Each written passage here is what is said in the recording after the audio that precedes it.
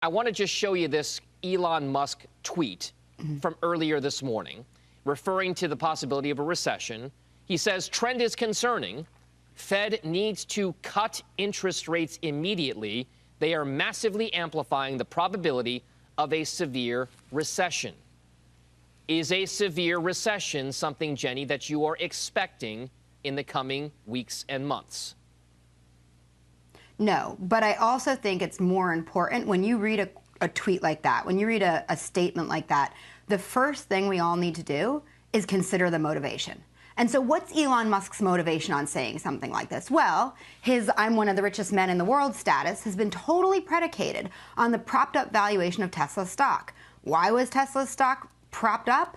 Because that free money drove trading volumes into high risk, high return companies and created nosebleed valuations. So I read this and I am super cynical and super skeptical. And I look at this saying like, oh, what's he really want? He really wants his Tesla stock to go back up. Because the reality is no, we don't need to cut rates to avoid a severe and deep recession. What we've been seeing throughout the year, the past 12, 15 months, are these rolling recessions. And so I actually am in the Ed Yardeni camp that ultimately those rolling recessions lead to maybe a broader, maybe a more mild, maybe no recession. I think we will have one, but I think it'll be more mild. So when I think about the idea of the Fed even cutting, my skin bristles. And the reason for that is the reason we're in this mess is because of 10 plus years of free money, near zero interest rates. And what that did was that completely broke down the risk return relationship. You couldn't even, for the past 5+ years,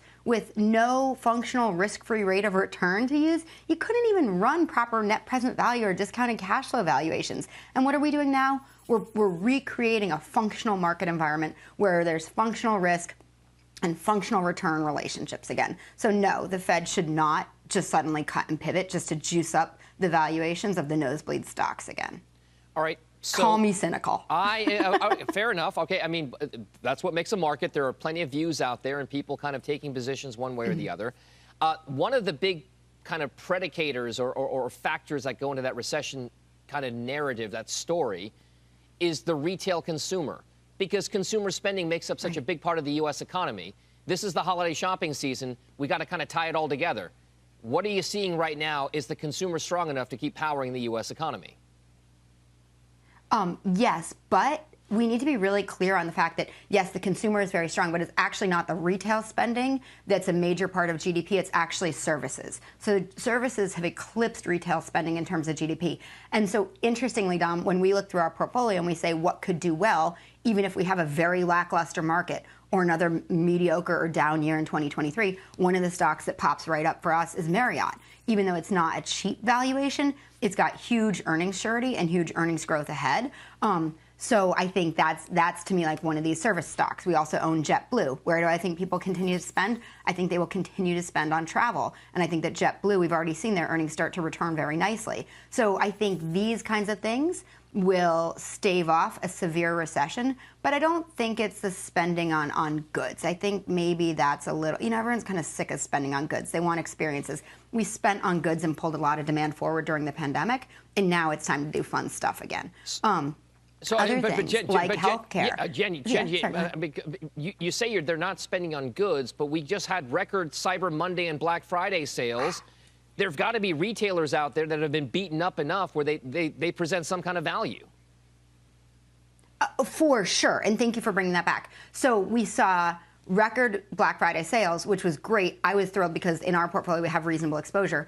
On a nominal basis, they were great. On a real basis, there was almost no growth. But the point is they still spent. And to your point, Dom, a lot of the retailers, like Kohl's, which we just added a new position in, like Foot Locker, like American Eagle, which we had to exit only because they cut the dividend, but we really still like the company and the stock. We're seeing the share prices of these do extremely well. And why is that? Because the prices had been so punished, anticipating that the consumer would just lay down and die and never return to spending. They are spending. And so, well, I don't think the numbers are extraordinary that we're seeing. They're much better than what expectations were. But again, I don't think that's what's going to stave off. I don't think these kinds of companies and the earnings stability, I guess is the right way to say it. Sure. I don't think that's what's going to stave off a recession when you look at just the components of GDP. I think that comes more from the services sector. All right. But it's a great point on how resilient the U.S. consumer is.